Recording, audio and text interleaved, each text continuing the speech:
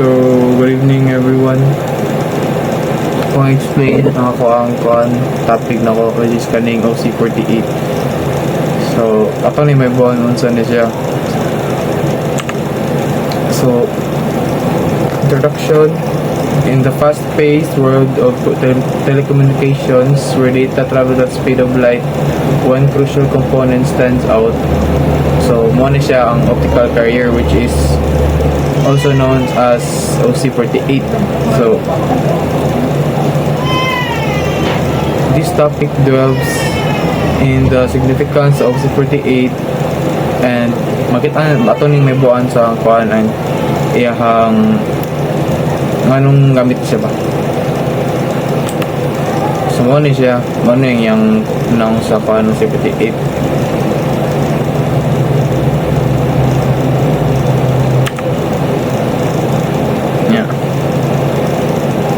OC48 is a high-speed transmission standard used in fiber optic networks, boasting a staggering data rate of 2.4888 gigabits per second Gbps.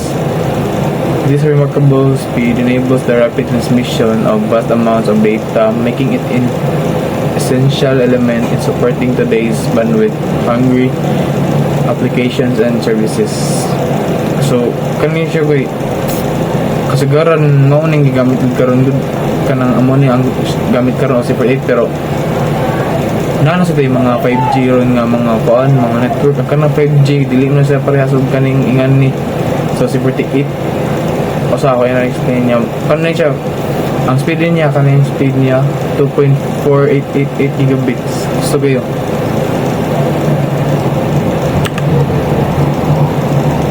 niya muna yan ko on applications and use cases from streaming high definition video to facilitating real-time online gaming.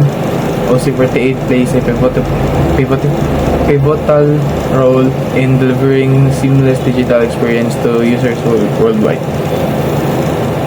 Gamit kini siya sa kon magamit kini siya mayo sa kanang mga paninggi state diri kaning online gaming. Pagbisag ka ng kuan, mga Zoom ba? Mga Zoom, mga ngana sa mga business sad. Okay, paspas mo siya.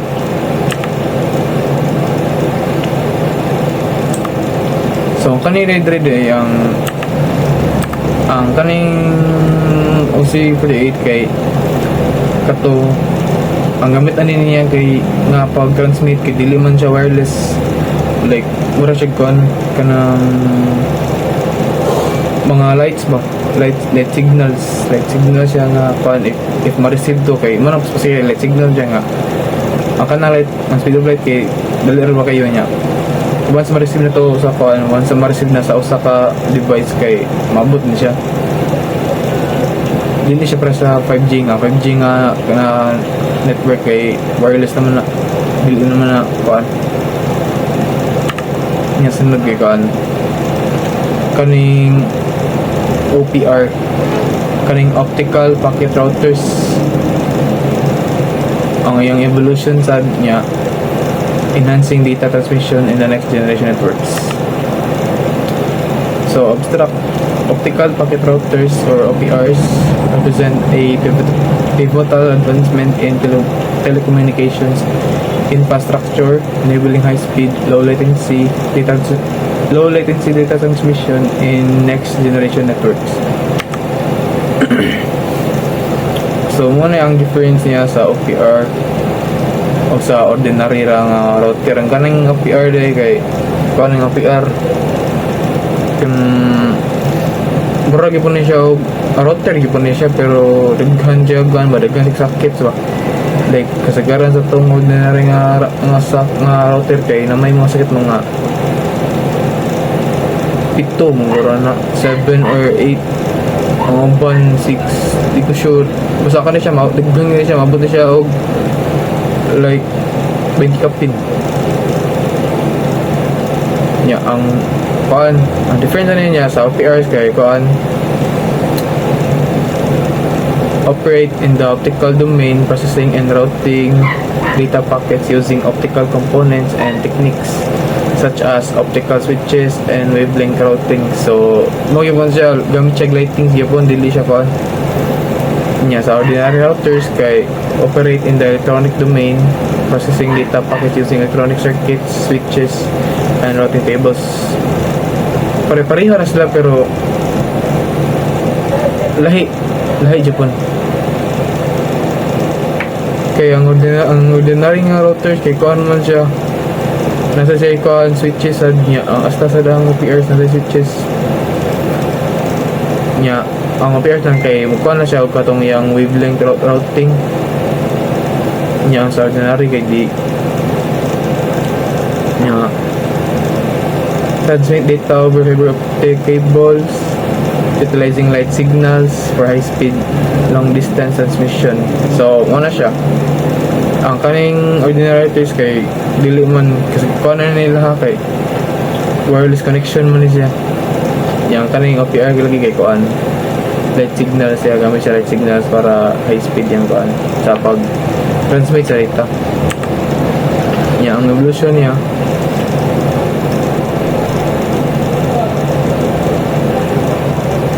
kay pag 1980s nagkuan ni ang OPR until 1990s, initial exploration of optical communication for high speed long distance data transmission.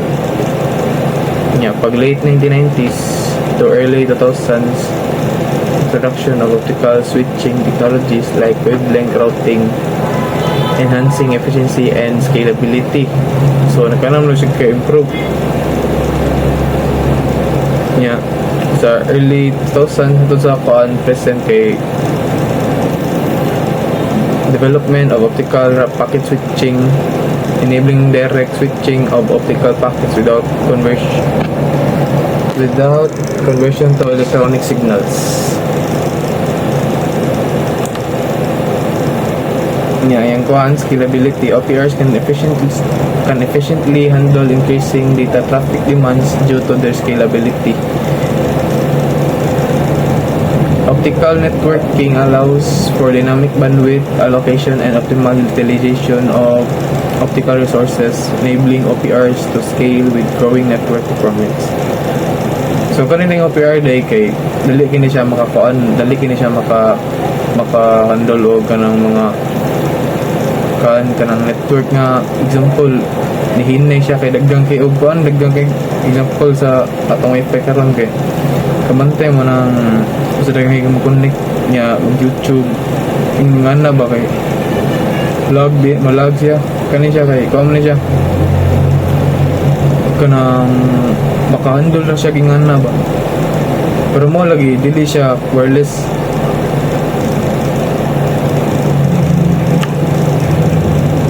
Power consumption niya kay kuan less power na siya compared mo sa traditional niya kuan. Optical communication inherently requires less power than electrical communications. So mo na siya niya contributing to lower overall power consumption in optical networks and making OPRs more energy efficient.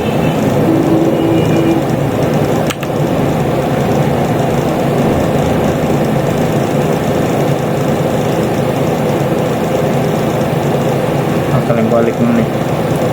So in contrast, traditional packet routers may be part of mixed networks. Gamit ba siya karon pero if nanaka sa mga kanang mga big companies dito kay like ang ilang networks ba dapat usog kay dapat magamit sa lingan ni. So kani optical matrix switches. So kung siya kanang are sophisticated devices used in telecommunication networks to route optical signals efficiently and flexibly. So kani siya ang kaning OMS kay kasagaran ni siya gamit niya sa mga kanang mga telecommunication networks niya. Ikanang connect niya kay dapat common siya kanang fiber ba usog ba kayo og lain kay delay ang communication kay batin mo so dapat high speed din siya. So mo nang kani siya, mo na siyang gamit sa kanang mga mga magko-call, like example sa kanang mga kanang mga center, mo nilang gamit lagi nga ni kasagaran wala sa ibaw sa urban, pero mo nilang gamit. Ako nang search mo na yung nang karot blurry siya, pero mura man na siya. Nasa daghan guys sa switches. So kana siya, pero unsam na siya. Ang uses niya kay data center networks, telecommunication backbone networks niya, fiber optic network management, broadcasting and content delivery networks, research and development. So na research and development, no? So gini siya.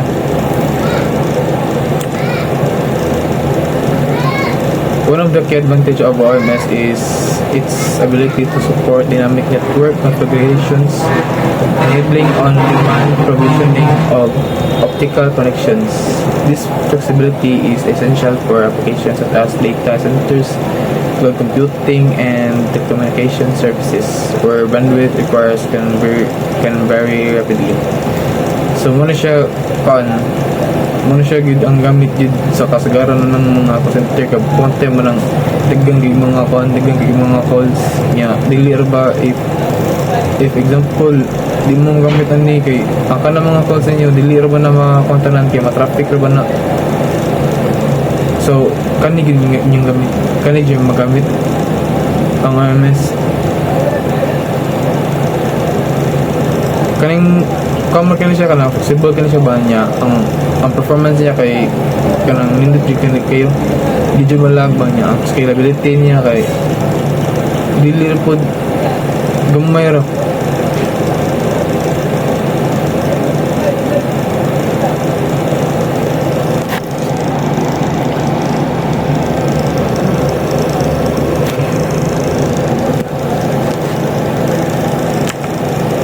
Sunod gyud kaning OSI Open Systems Interconnection Model. So, a conceptual framework that standardizes the functions of a telecommunications or computing system into 7 distinct layers. So, each layer in the OSI model serves a specific purpose and interacts with both the layers above it and the layer below it, facilitating communication between different devices and systems. So, muna siya ang mga layer. So, physical layer, muna siya ang layer 1. So, this layer deals with the physical transmission of data over the communication channel. Yeah. It defines the electrical, mechanical, and procedural aspects of the physical connection between devices. Kung about niya sa kaning physical layer, about ka ng niya sa yung mechanical, sa mga parts niya o sa electrical. Sunod kay ang kaning data link layer 2. The data link layer establishes and maintains the logical link between devices on the same network. It handles issues such as streaming, error detection, and flow control. So, masabta naman na siya. Mukara na siya ang kaning layer 2 is handle siya sa mga siya may mo-detect sa mga errors ba, sa mga latency, sa mga sa layer 3, this layer is responsible for routing and forwarding data packets between different networks. It determines the best path for data transmission. So muna siya ang network layer. I-determine niya ang kanang o asa ang kanang mas kusog mo transmit og data ba nga pata. I-determine if kanang network is kusog ba or hinay. Sunod kaning 4, transport layer. The word transport ensures reliable and efficient end-to-end communication between devices.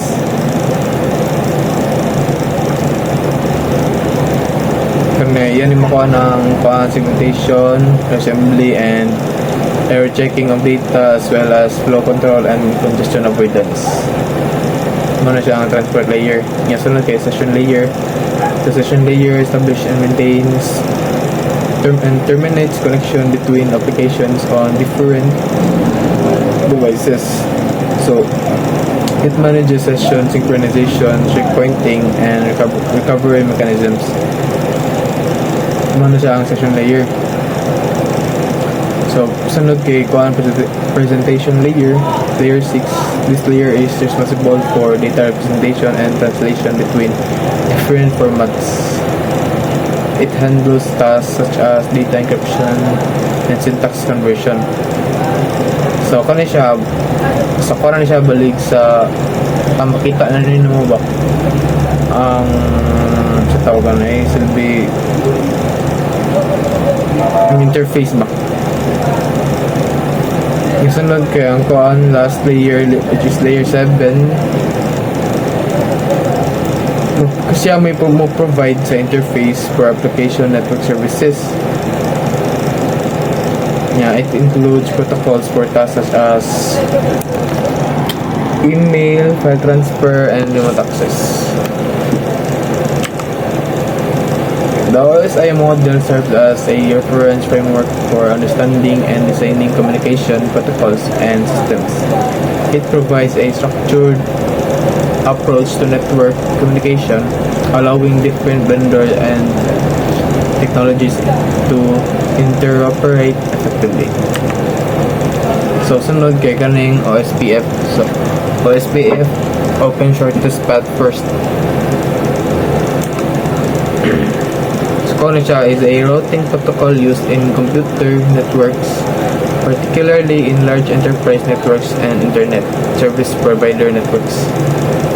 It is one of the most widely used interior gateway protocols and is designed to efficiently determine the shortest path for routing IP packets within a network. So, features and functionalities. Okay. Muna siya link state protocol of kaning shortest path first algorithm. Muna siya. So,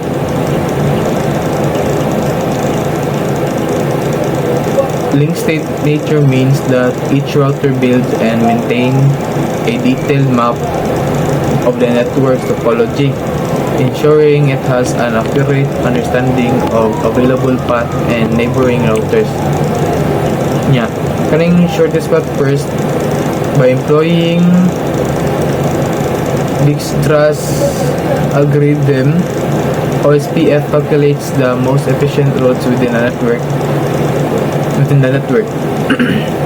This ensures that traffic is directed along the shortest path, minimizing delays and maximizing network efficiency.